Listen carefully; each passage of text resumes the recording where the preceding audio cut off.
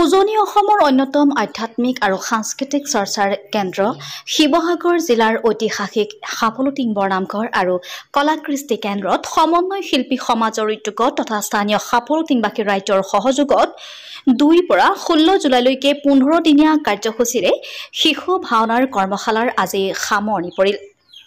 ভাওনা ৰত্ন ভাওনা সব্যসাচী উপাধিৰে বিভূষিত কৃষ্ণপদ কলিতা মুখ্য প্ৰশিক্ষক তথা নৰেশ গগৈ, পাৰ্থপ্ৰতিম নাথ আৰু তাপস নাথে সহ প্ৰশিক্ষক হিচাপে অংশগ্ৰহণ কৰা দেখা যায়।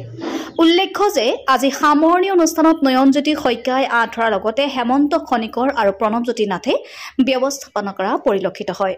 সাফলটিং বৰনামঘৰ আৰু কলাকৃষ্টি কেন্দ্ৰৰ পৰিচালনা সমিতিৰ ক্ৰমে সভাপতি নগেন হাজৰিকা আৰু সম্পাদক যাদৱ শইকীয়াই বিশিষ্ট অতিথিৰূপে অনুষ্ঠানত উপস্থিত থকা দেখা যায়। নশিকাৰুসকলক উদ্দেশ্যি কৃষ্ণপদ কলিতা, যাদৱ কলিতা, বকুল কলিতাই আটা প্ৰণৱ লাহনে গঠনমূলক দিহা পৰামৰ্শ দিয়াৰ লগতে প্ৰতিগৰাকী শিক্ষাৰ্থীক একোখনকৈ মানপত্ৰ প্ৰদান কৰা পৰিলক্ষিত হয়।